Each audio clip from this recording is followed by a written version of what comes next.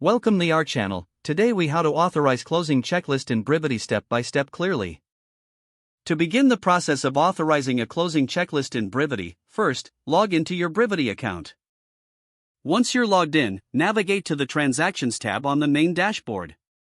Click on the Checklists option in the drop-down menu. Locate the specific closing checklist you want to authorize. Once found, click on the checklist to open its details. Review the items listed in the checklist to ensure everything is complete. At the top right corner of the checklist, look for the Authorize button and click on it. A confirmation window will appear asking you to verify your decision to authorize. Review the confirmation details carefully before proceeding. If everything looks accurate, click Confirm to authorize the checklist. You will receive a notification indicating that the checklist has been successfully authorized.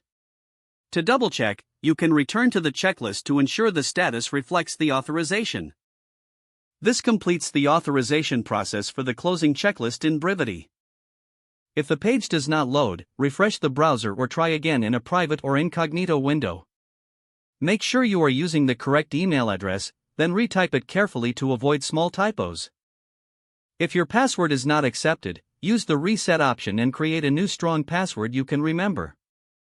Check your spam folder for verification or security emails, then complete any requested confirmation steps. Enable two-factor authentication if available to improve account security and reduce unauthorized access risk.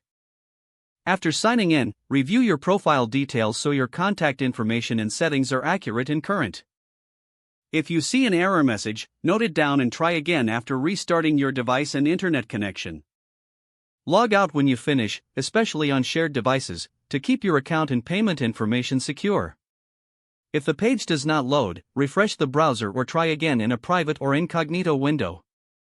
Make sure you are using the correct email address, then retype it carefully to avoid small typos. If your password is not accepted, use the reset option and create a new strong password you can remember. Check your spam folder for verification or security emails, then complete any requested confirmation steps.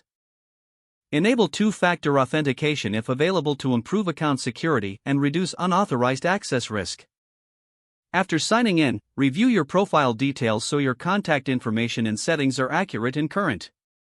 If you see an error message, note it down and try again after restarting your device and internet connection. Don't forget to like this video and subscribe to our channel for more step-by-step tech guides.